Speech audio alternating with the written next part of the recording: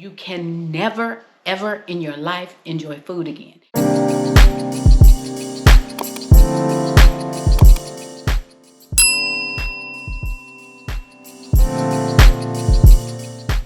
Hello everybody, and welcome back to my channel. It's Dr. Jack, and I am so happy that you all are here. And in this vlog video, I'm going to be sharing with you my month 7 VSG update.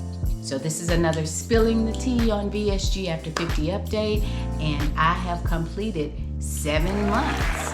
And so I hope that you all are enjoying the series. While you're here, make sure that you have subscribed to my channel so that you're always in the know about what's going on or what updates I have to share. So right here, go ahead and like the video, leave me a comment, or you can wait till the end and leave me a comment. And make sure that you've subscribed, hit that notification bell so that you're always notified when I upload a new video. And share the video with your family and friends or anyone who might be interested in VSG or any of my other weekly vlogs: lifestyle, living abundantly over 50, travel, grandchildren, navigating life, mental health, whatever the case may be. Make sure that you do that. So what I want to share first is about the format of the videos that I'm going to be uploading going forward. So there is a lot of overlap between my VSG updates and my weekly vlogs. And so what I'm going to do is, instead of having all of that overlap and repeating things that you've probably seen in a vlog, my VSG updates will only be like a sit down chit chat like I'm doing right now. And if you want to see what actually happens during the month, then you watch my weekly updates, my weekly vlogs, my lifestyle vlogs, because that's where you're going to see the bulk of my day-to-day living post VSG. All the things that happen on a regular day, how I live, how I eat, how I navigate life. So that's going to be the new format of the videos. It will be a spilling the tea VSG update video once per month, and then there will be my weekly vlogs that come out weekly that showcase what happens on a given week or a given day. So that's going to be that. Thank you all so much.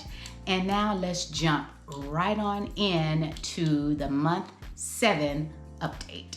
So as you can probably tell by the title, month 7 was an interesting month.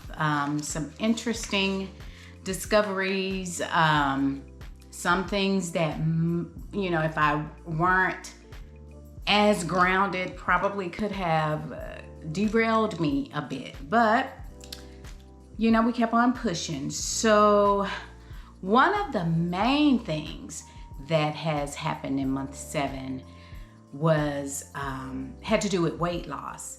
And of course, you know, I had VSG. The whole purpose of it was to lose weight. But in month 7, it seemed like have I stopped losing weight, or just what is happening here? And so when I was at my 6-month update, the nutritionist did tell me that I might experience some plateaus. And I think that's what has happened.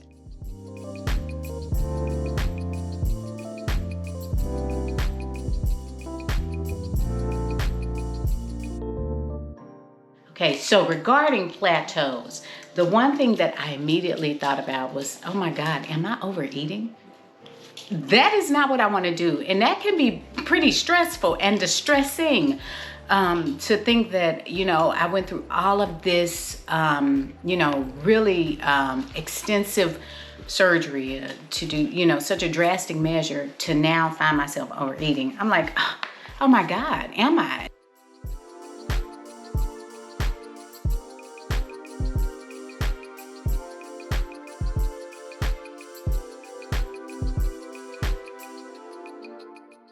I have been the same weight now for almost a month, you know, right around the same weight.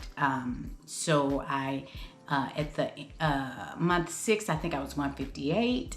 And at the end of month 7, I was 157.1.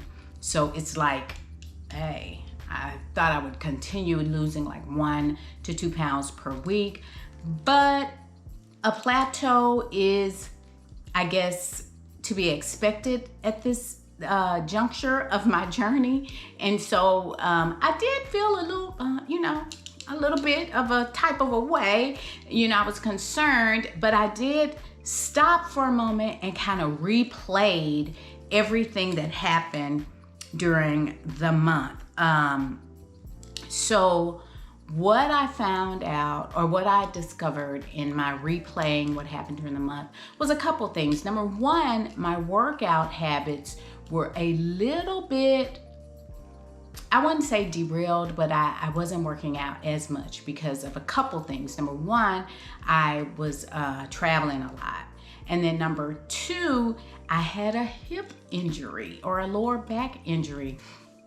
And I was like sidelined for about a week, a full week to 10 days, where I wasn't able to do any type of activity because of that hip lower back injury. Hey, I'm 53. And so sometimes, our body doesn't exactly want to cooperate with us. And so that was another thing that happened. And then the third thing, the most obvious and the part that I really need to just come to terms with, is my eating habits, things that I started to consume that I wasn't consuming previously, such as more of those dreaded slider foods. Yep, I'm gonna be 100% transparent and honest with you. I did start snacking on slider foods that I really did not need, like crackers. Those are my favorite. I love a good Cheez-It, okay? Crackers, even though I can't eat a whole bunch of them, but I can eat more than, probably I should, because they slide right on down, just like we talked about. If you don't know what slider foods are, go back to that video. I'll link it up here that tells you about slider foods. Snacking with my grandkids. My grandkids came and spent a week with me, so they like snacks. They are not on a fat restricted diet. And so they eat whatever they want, and as grandparents, we let them indulge sometimes. And when they were indulging, I did with them. We had chips. They love chicken nuggets and fries, and so I had fries. And one thing that I really found out that I don't think I'm gonna be in any danger of doing this again, was with sweets. And the main sweet that I had was like a shake, a milkshake. So I tried a milkshake, and it wasn't even a whole milkshake. It was like half of a small milkshake from McDonald's. They have the new the Grimace birthday cake milkshake situation. So I got a small one when I was getting my grandson something from McDonald's, and I had half of that shake. You guys, I experienced for the first time something that typically happens with those who've had gastric bypass, not as much with those who've had vertical sleeve gastrectomy, and that is dumping syndrome.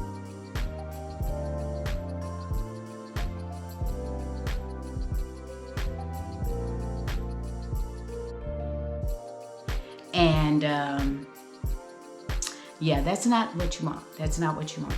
I felt really bad afterwards. Immediately after having just half of that, I had the worst abdominal distress, and I had explosive, and I know this may be TMI, but explosive diarrhea. It made me feel faint and flushed and just really, really bad. Heart racing and all of that. And so that has happened to me twice. Once because I knew that, that ice cream and that shake was not what I needed. But the other time, it was totally by accident. I did not intend to do this. So I used a different creamer for my protein shake. And it was the oat milk, silk oat milk. I had never tried the silk oat milk. And I put it in my protein shake, and when I was drinking, I was like, wow, this is super sweet. This really tastes sweet. I don't think I like this. And within 10 or 15 minutes, I had that same instance of dumping again, and this time it was worse. I felt lightheaded and my stomach was just in a shambles. And of course there was the explosive diarrhea. And so yeah, what I found out and learned from that is that sweets and sugary things like that is not what I need. So I won't be trying that again. And I went back to my regular silk creamer, the almond milk creamer. I won't be using the oat milk. I don't know if I just accidentally put too much, or if my body just does not want that. Whatever the case is, I won't be trying that. So that was the third thing that I think may have contributed to the plateauing, the stalling. And so what I'm going to do over the next month is reverse all of that, see if things change, if I go back to my working out. I've eased my way back into working out. My hip is doing good. So I'm gonna go back into that. I'm gonna add some different types of cross training to my exercise routine. So, cause I wanna tone up, cause as you can see this here, flabbiness, I mean, it's not as bad as it could be, but I wanna, tone up a little bit. So I'm gonna add some cross training, and I'm gonna watch what I eat. I don't wanna make poor choices, because remember, as I said before, VSG surgery is not a quick fix. Well, and it's not the easy way out. You still have to make good choices. You still have to eat properly. You still have to work out. You still have to change your relationship with food. And you have to just do those things that you know are healthy and that are good for your body. And so that is what I think I'm going to focus on over the next month, just to see, and hopefully at the end of month 8 when I come back, things will have changed. One thing that I will say though, that is a good thing, is that although the scale may not be changing as much, my inches are still changing. I am still losing inches. My body is still changing, and I couldn't be happier. So I checked my inches on July 12th. If you remember, back in February of this year, when I first started measuring my inches, my waist was 37.5 inches. My hips were 45 inches and my bust was 39 inches. On July 12th, my waist was 30.5 inches. My hips were 40.5 and my bust was 35. So even though the scale has not moved much, the inches are still coming off. So that is something that I can say I'm still, on track with. I'm going to work my way through the plateaus. When I was at my 6-month appointment, the nutritionist did say that I could try intermittent fasting if I wanted to, because she said plateaus would come. So I'm thinking that even if I hadn't had the downtime with exercising, even if I hadn't started eating the slider foods, and even if I had not had the sweets and sugary things that I should not have, poor diet choices, I probably still would have had some sort of a plateau. It may not have lasted as long as it has, but I probably would have still had it, because that's something that happens, just the nature of weight loss and plateauing. I think that would have happened. But what I can do to curb some of that is the things that I just mentioned, like increasing my workout, or being very, very conscientious about my working out, and being consistent and disciplined with my working out and eating habits. Those are things that I need to do, because you still have to do that. You still have to. And it's something that you have to come to terms with before getting this surgery. And so I went back over, like I said, did a recap of the month and the last 6 weeks, so to speak, to figure out what was going on. And I saw those things, that was happening. So I realized that it wasn't so much that I was overeating, it was more so the choices, the food choices. And so I have to, really be mindful of the food choices. You have to realize that you can't continue the same habits and expect different results. So one thing that I can say works in our favor is that my husband and I, we don't eat a lot, period. And we certainly don't eat a lot of junk food. food. Now, he does have quite a bit of a sweet tooth. I do too. So what we do is we don't buy those things. We don't keep them in the house, because one thing I am not gonna do is get in my car and go drive to the store to try to get, something sweet. So if it's not here, it's sort of like that out of sight, out of mind type of thing. And that it helps me to control, what I put in. But when those grandkids are here, like I said, they eat whatever. And so if it's here and I'm snacking with them, that's a problem. When they came for the week, they wanted chocolate chip cookies and they wanted to make them. And so we made chocolate chip cookies. You'll see that on one of the upcoming vlogs. And so those sorts of things have to be really, really mindful of, because VSG surgery does not take that away from you. I mean, you're still the same person that you are. So you got to work on those inward things. I have to work on those internal things that caused me to get to where I was. And that's what I am doing. And that is what is so important.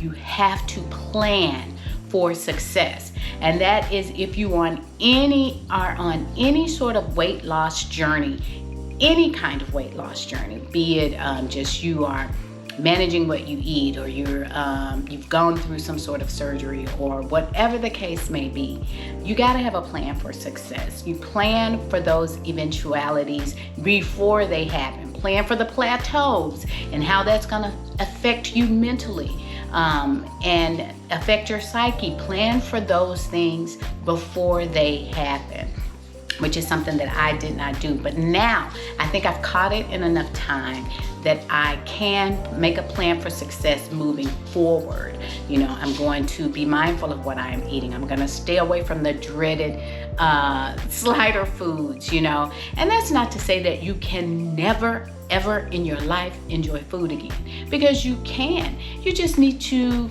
reconsider what is enjoyment. For me, I need to reconsider what is enjoyable and why is it enjoyable, and can I get that same enjoyment from, say, spending quality time with my grandkids? Can I get that same enjoyment from traveling and being able to travel and feel good while I'm traveling? Things like that. I can say truthfully that I haven't been in a state since the surgery where I felt like I just had to have some sort of a food to make me feel good. I have not had that, and I can honestly say that has been the case, and I am so very thankful for that. So it's a process, developing new habits, developing new ways of thinking, reassessing what brings joy and why. All of those things are important and can be a part of the plan for success on your weight loss journey. So guys, I'm all about teaching and learning. So if you are on a weight loss journey and you're struggling with a plateau, pause the video and read this.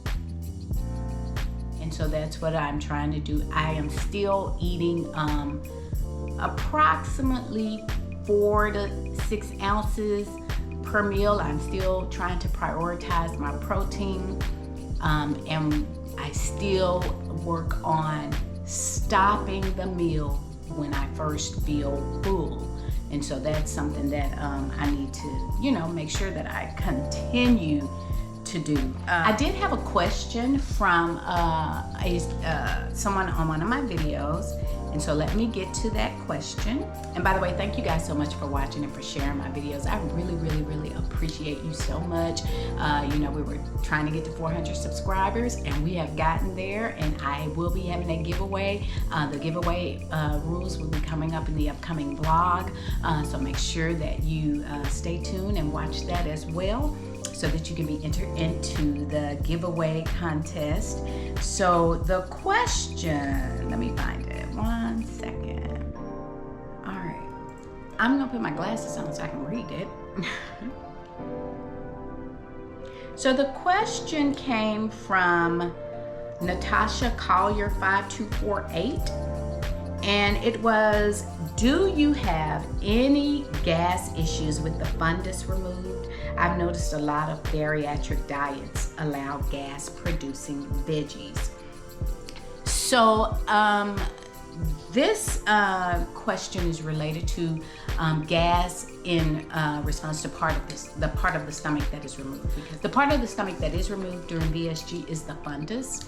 And so she was asking if this, with that being removed, does that cause a lot of gas? I do not have a lot of gas. I used to, at the very beginning of the surgery, I did like the first few weeks. And that was partly because of the gas the air that they put into the abdomen to perform the surgery. And then the other part was just trying to, get used to, not eating as much and all of that. So I don't really have an issue with that now, though. To combat that, during the first few weeks of surgery, I would do like Tums, and I would take a Pepcid every day, because prior to surgery, I had really bad acid reflux. I had been diagnosed with GERD, and so, and if you don't know what GERD is gastroesophageal reflux disease or something like that. I'll put it on the screen along with the definition of fundus and all that kind of stuff. But anyway, once I got beyond that first month, things started looking up. Now, I will say that my feeling of fullness, to me, feels like maybe a gassy type of acid indigestion type of feel, but that's what it feels like when I am when I get full. But as far as foods giving me gas, not really, unless I have made a very poor choice, a poor dietary choice, such as eating things with dairy, because I am lactose intolerant. So like that shake that I had, or maybe too much cheese. I don't know. But I don't really have issues with gas since about a month after the surgery. So for me, I think the VSG has kind of helped me with any type of, stomach issues. I don't have bad issues with acid reflux anymore. I don't have issues with just, gassiness and just pain and all that. And like I said, that only occurs if I've made a bad dietary choice. I can eat broccoli, which is typically a gas producing veggie. It doesn't bother me. And that's really the only veggie that I eat. I eat broccoli, and sometimes I'll have like a salad with lettuce, tomatoes, onions, and things like that. Those things don't bother me either.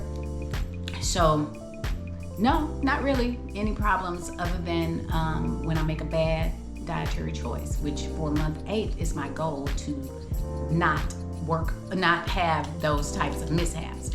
And speaking of goals, goal weights and things like that, when I had the surgery, initially my goal weight was 150 pounds. And so I am just 7 pounds from that 7 months out. Now, granted, my weight loss has slowed down, but the nutritionist said it's quite likely that I'll get into the 140s before the year ends. So I have now made that a new goal of mine, to be around 145 by the 1 year mark. So that's about 17 pounds between now and December 20th. Will I get there? I don't know. I'm gonna shoot for just being as healthy as possible, because watching that scale, that can really cause a bit of anxiety, depression, all of that. So instead of watching the scale, I'm going to just watch how I look, how I feel, and focus on being healthy and feeling good and things like that. Not so much on the scale. If I do those things that are healthy for me, like working out, eating right, getting enough rest, taking my vitamins, drinking my water, prioritizing my protein, all of those things, if I do that and if I can focus on that, then I'm gonna be as healthy as I can be. And the weight coming off, the extra weight coming off, that will just be, an added plus. That would be amazing. And, so that's where my focus is going to be. So the next thing I want to talk about is more surgeries or plastics that typically a lot of persons who've lost a great deal of weight on their diet consider, because of sagging skin or just not happy with the overall aesthetics of their body after losing a lot of weight. And so that's been a question. Talked about it, I think I probably talk about it in every Spilling the Tea update. So am I considering any type of plastics to help with any sagging skin or things like that? I am still of the mindset that none of that is that important to me, but as I lose more weight, I see where it could cause me a bit of self-consciousness, I guess, because I see this, on my arm. It's not as loose as I've seen others, but it is loose. If I make a muscle, you can kind of see that. So that, that may be something. And even in my abdomen area, I'm gonna stand, my shorts are wrinkled, y'all, so don't talk about me. But I'm gonna stand. I don't know if you can see. Let me get here so you can kind of see. So I have on a Spanx right now, but I do have like a little this weight here, or this pudge. I was thinking that, I wonder if that doesn't go away, if I would want to do something about it. I don't know. I don't know if I would or not. I've been looking into things. My husband does not want me to go under the knife again. He's been very adamant about it, but he also says he would support whatever my decision is. And I'm not, exactly just chomping at the bit to go under the knife again either. If it's something that I can do that's less invasive, then I might consider that. And I have looked into like laser lipo, cool sculpting, things like that. I don't know. That would be a ways down the line. Still, it would not be before my year anniversary of VSG. Anything like that would not happen before that. So what I'm going to do is just do the wait and see approach. I'm going to continue working out. I'm going to, like I said, add some cross training, lots of strengthening of the ab muscles and developing of those, adding weights and things like that, so that I can put myself in the best shape possible, to give myself the best appearance possible. So that is kind of like where I am with the plastic part, doing more surgeries. I may consider, if my face, like I said, begins to get that super gaunt look, and I start just looking like not good in the face, not healthy, not vibrant, I may consider like Botox or something like that. But right now, I'm not even thinking about that. I'm just, focusing on being as the most healthy version of me that I can be. How I can increase my vibrancy naturally through working out and diet. I want to be able to enjoy life. I want to be able to enjoy my grandkids, enjoy my family, travel, and just, enjoy all that this life has to offer me, and live as abundantly as I possibly can at the age I am now. So, and as I get older, and as I get, go further into life and looking forward to the future, that those are the things that I want to do. So that's my little month 7 update. If I didn't address a question that you had, be sure that you put it down in the comment box. I will be sure and answer it in my upcoming Spilling the Tea video. I thank you all so much again for tuning in. Before you go, make sure you like, comment, and subscribe. And leave me, hit that notification bell so that you'll be notified each and every time I upload a new video. Thank you all so much. I am eternally grateful to each of you for joining in, and take care. I hope that you have a great week, month, whatever the case may be, and I will chat with you soon. Bye-bye.